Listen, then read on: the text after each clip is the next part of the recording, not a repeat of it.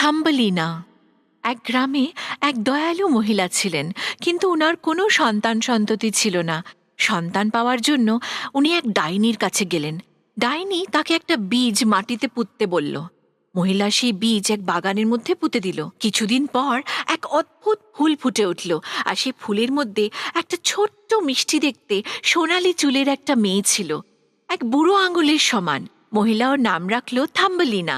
একদিনও টেবিলের উপর খেলছিল, তখন সেখানে এক কুৎসিত ব্যাঙ এসে হাজির। আহা, কি সুন্দর এই মেয়েটি! আমার ছেলের উপযুক্ত বউ হতে পারে।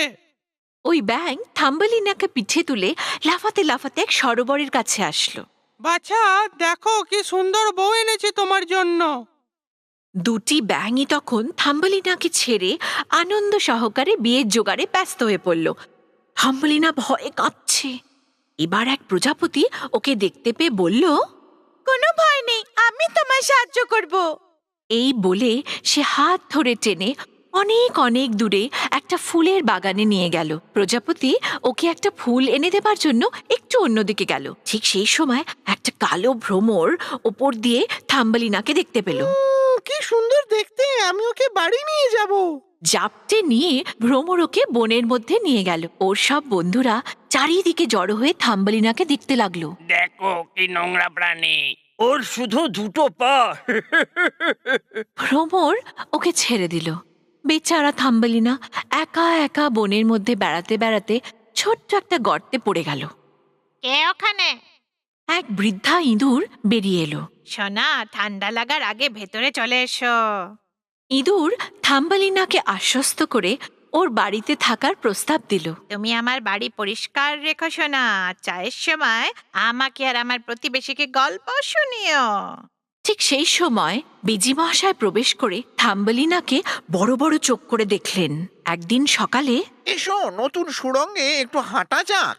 বেজি মশাই ইঁদুর আর থাম্বলিনাকে সুড়ঙ্গের নিচে নিয়ে গেলেন। পথে তারা এক ঠান্ডায় কাঠ হয়ে যাওয়া এক চড়াই পাখিকে দেখতে পেল। আহা, বেচারা পাখি।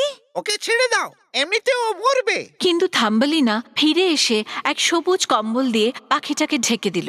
আমি তোমার সেবা করব যতক্ষণ না তুমি উড়ে যাওয়ার শক্তি ফিরে পাচ্ছ। থাম্বলিনা পাখিটির জন্য গম আর জল নিয়ে রোজ সেখানে আসতো।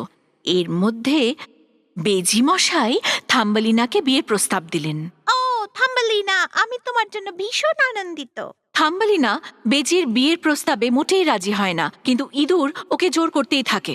শেষবারের মতো আমি পাখিকে দেখতে চাই। ও নিজের বন্ধুকে দেখার জন্য দৌড়ে গেল, কিন্তু সেই পাখি ওখান থেকে অনেক আগেই উড়ে গেছে। থাম্বলিনা, থাম্বলিনা, আমার পিঠে বসো, আমি অনেক দূরে তোমায় নিয়ে যাব। থাম্বলিনা আনন্দ সহকারে ওর পিঠে বসে উড়ে উড়ে এক ফুলের রাজ্যে গিয়ে পৌঁছল। এক সুন্দর নবযুবকের প্রতি থাম্বলিনার দৃষ্টি পড়ল। একে অপরের দৃষ্টি বিনিময় হলো, আর দুজনেই দুজনকে ভালোবেসে ফেলল। আমি ডেইজির রাজা, তুমি কি আমার রানী হবে? রাজার প্রজারা উড়ে গিয়ে থাম্বলিনাকে এক ডানা উপহার দিল, যা থাম্বলিনার গায়ে সঠিকভাবে জুড়ে গেল। তারপর ওরা দুজনে বিবাহ বন্ধনে আবদ্ধ হলো।